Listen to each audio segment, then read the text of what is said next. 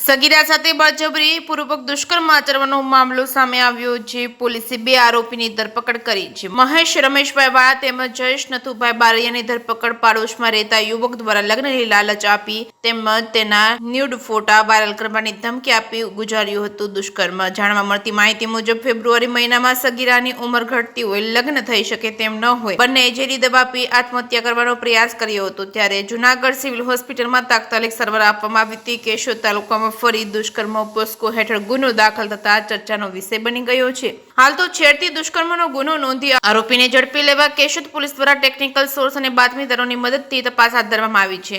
જે સિંગુદર સાથે રાજુ પંડ્યા, કેશોદ। ગઈકાલ તારીખ 9/4/2026 ના રોજ ફરિયાદીએ તેઓની ફરિયાદ કેશોદ પોલીસ સ્ટેશન ખાતે જાહેર કરેલી છે। જે ફરિયાદ અંતર્ગત 2 આરોપીઓ તે ગુનામાં સંડોવાયેલ હતા। જે બંને આરોપીઓને પોલીસ તપાસ દરમિયાન આજ રોજ ગુનાના કામે અટક કરવામાં આવેલા છે। જે 2 આરોપીઓ પૈકી આરોપી મહેશભાઈ રમેશભાઈ વાળા તથા જયેશભાઈ નથુભાઈ બારૈયાઓની ગુનાના કામે ધોરણસર અટકાયત કરવામાં આવેલ છે। તેમજ બંને આરોપીઓની હાલે પોલીસ પૂછપરછ ચાલુમાં છે।